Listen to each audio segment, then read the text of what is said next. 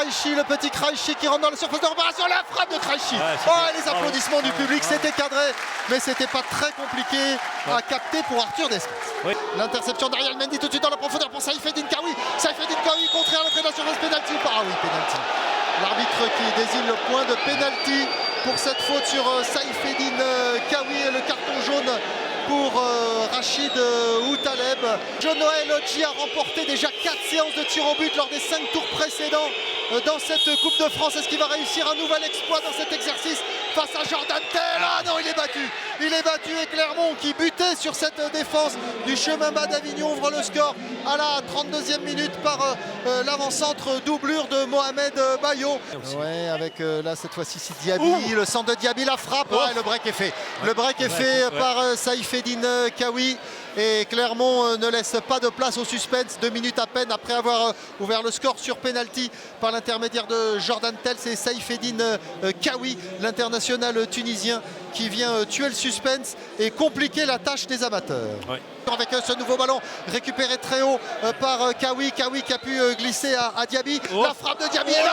La magnifique détente de John-Noël Odji pour aller chercher ce ballon qui était très vraisemblablement cadré. Nouveau corner pour Clermont. Le 6e déjà de cette première période. Toujours Saïfeddine Kaoui pour le frapper.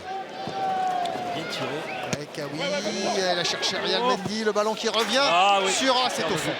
C'est au fond et c'est signé Jonathan Iglesias. Le but de l'Uruguayen pour définitivement asseoir la domination de Clermont sur cette première période à 3 minutes du repos.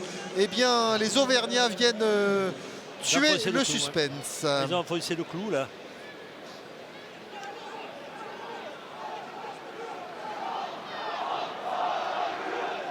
C'est la mi-temps, Patrick, c'est la mi-temps. Monsieur Vernis n'a pas donné de temps additionnel. En même temps, il n'y a pas eu d'arrêt de jeu. Il y a eu juste une toute petite rappel au règlement suite au jet d'une canette sur un coin de pelouse. Oui, Kaoui qui a pu donner à Diaby. Diaby, la petite feinte de Diaby. Diaby qui préfère centrer. Oh, la transversale.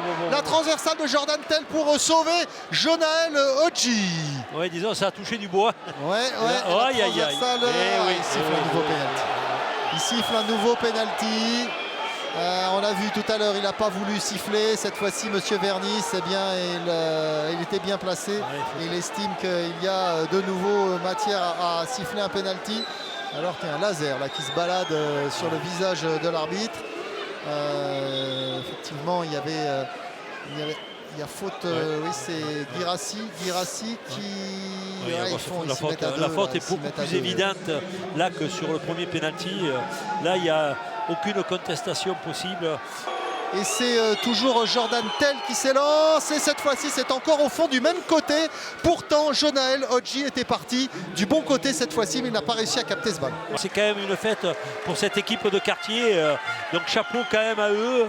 Il faut continuer, il reste encore du temps. Il faut éviter peut-être de prendre une grosse rouste, comme on dit. Mais effectivement, un match de coupe pour ces joueurs-là, c'est aussi la possibilité. Oh, la frappe de Jabi sur la transversale. C'est la deuxième transversale, mais il y a une position de hors-jeu. Le but ne sera pas validé. Kamdem, auteur vraiment d'un remarquable match sur son côté droit. Le centre pour eux. Oh, et tout de suite il marque. À peine il vient de rentrer. Mathis Cléricia, il vient marquer ce but qui est refusé pour hors-jeu. Encore décidément, c'est dommage parce que l'action était magnifique. Là, on n'a pas le ralenti, on ne peut pas voir, mais je trouve bon, ça devait être limite de limite. Il devait y avoir une feuille de papier à cigarette, cher ami, pour cette action.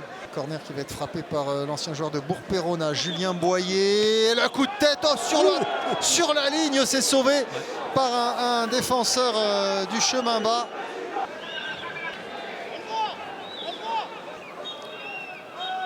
Eh bien, on n'ira pas plus loin. Et à peine 4 minutes de temps additionnel, monsieur Vernis met un terme à ces débats. Qualification attendue du club professionnel de Clermont Foot à l'issue d'un match largement dominé. 4 buts à 0 pour le club auvergnat sur la pelouse de Nîmes. Grâce à un doublé de Jordan Tell sur penalty, un but de Saïfeddine Kaoui et un autre de Jonathan Iglesias. La logique a été respectée et le club de Chemin Bas d'Avignon sort avec les honneurs, même si on aurait préféré qu'il n'y ait pas d'interruption du match, comme ça a été le cas un quart d'heure de la fin.